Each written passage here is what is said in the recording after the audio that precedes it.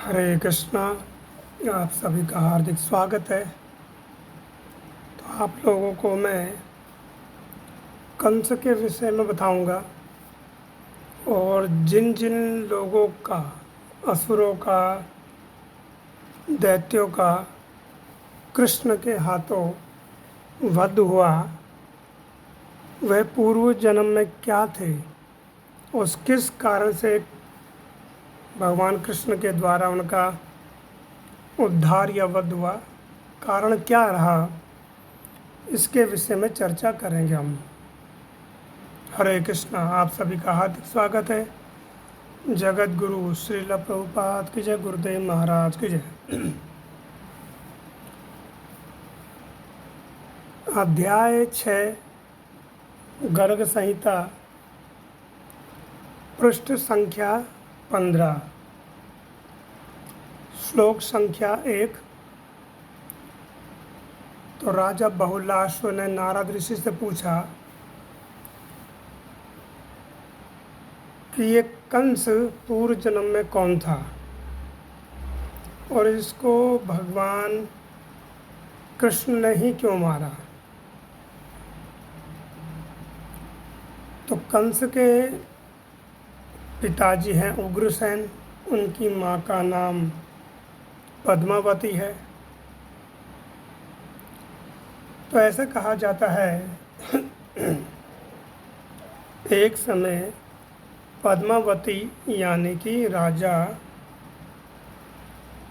उग्रसेन की पत्नी अपने मयके गई हुई थी और रात्रि के समय में वे विचरण कर रही थी, घूम रही थी।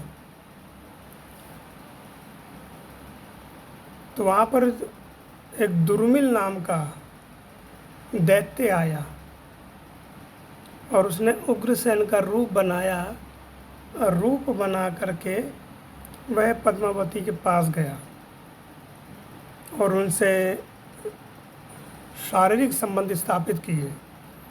तो पद्मावती को यह आभास हुआ कि ये मेरे पति नहीं है।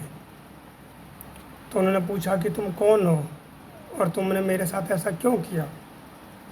तो दुर्मिल नाम के जो दैत्य, उसने अपना वास्तविक रूप दिखाया और बोला कि तुम एकांत में अकेले विचरण कर रही थी, इसलिए मैंने तुम्हारे साथ यह कार्य किया। तो ऐसा कहा जाता है कि दुर्मिल नाम के दैत्य का जो बीज पड़ा यानी पद्मावती के गर्भ में, उससे कंस की उत्पत्ति हुई। और कंस भगवान कृष्ण से द्वेष क्यों करता था। वह किसी और से भी द्वेष कर सकता था, भाई शिव जी से, ब्रह्मा जी से, किसी भी और से भी तो द्वेष कर सकता था। लेकिन ऐसा क्या कारण रहा कि वह कृष्ण से ही द्वेष कर रहा है। जैसे कि हम सब लोगों ने सुना कि कंस को यह आकाशवाणी हुई थी कि तुझे देवकी का 8वां पुत्र मारेगा। परंतु इसके पीछे की पूर्व जन्म की भी एक घटना है। जिस समय समुद्र मंथन हो रहा था, तो समुद्र मंथन जब हुआ और उस समय जब अमृत निकल गया तो दैत्यों में और देवताओं में युद्ध हो गया। दैत्य उनसे अमृत छीनना चाह रहे थे देवताओं से। तो उनमें देवासुर संग्राम हुआ और देवासुर संग्राम में एक दैत्य था कालनेमी। बहुत विशाल का प्रचंड योद्धा था ये। सभी देवताओं के साथ अलग अलग दैत्य युद्ध कर रहे थे। तो जो विरोचन है, विरोचन कौन है? बलि महाराज के पुत्र, प्रहलाद के पुत्र हुए विरोचन और विरोचन के हुए बलि। तो जो विरोचन है, ये विरोचन के एक पुत्र थे कालनेमी के नाम का दैत्य, यानी बलि महाराज का जो मैं परिचय बता रहा हूँ, प्रहलाद महाराज का। प्रहलाद महाराज के पुत्र हुए विरोचन। विरोचन के एक बलि हुए जिनसे भगवान ने 3 पग में सारी भूमि ले ली थी।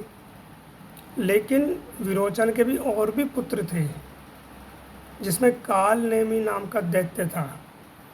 तो देवासुर संग्राम में जिस समय अमृत के लिए युद्ध हो रहा था, तो इस काल नेमी नाम के दैत्य ने भगवान विष्णु से युद्ध किया। ये सिंह पे सवार होकर के आया और अपने विशाल काय त्रिशूल से भगवान विष्णु के ऊपर उसने प्रहार किया, परंतु भगवान ने वो त्रिशूल से ले करके इसको और इसके सवारी जो सिंह थी उसका भी वध कर दिया। यानी काल नेमी नाम के असुर को, दैत्य को भगवान विष्णु ने मारा और देवता लोग युद्ध जीत गए, अमृत पान कर लिया था उन्होंने।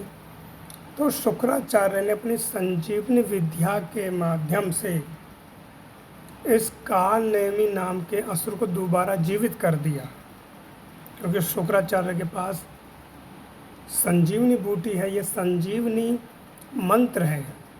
ऐसा भी कहा जाता है कि इसको महामृत्युंजय जप को ही संजीवनी मंत्र कहा जाता है। तो संजीवनी विद्या के द्वारा काल नेमी नाम के असुर को जब जीवित कर दिया और इसको ये पता चला कि विष्णु ने मेरा वध कर दिया था,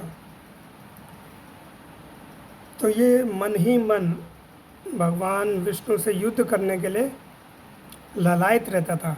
तो ये मंदराचल पर्वत पर चला गया और वहाँ तपस्या करने लगा। प्रतिदिन दूब, जो दूब घास होती है, इसका जो रस निकलता है उसको पी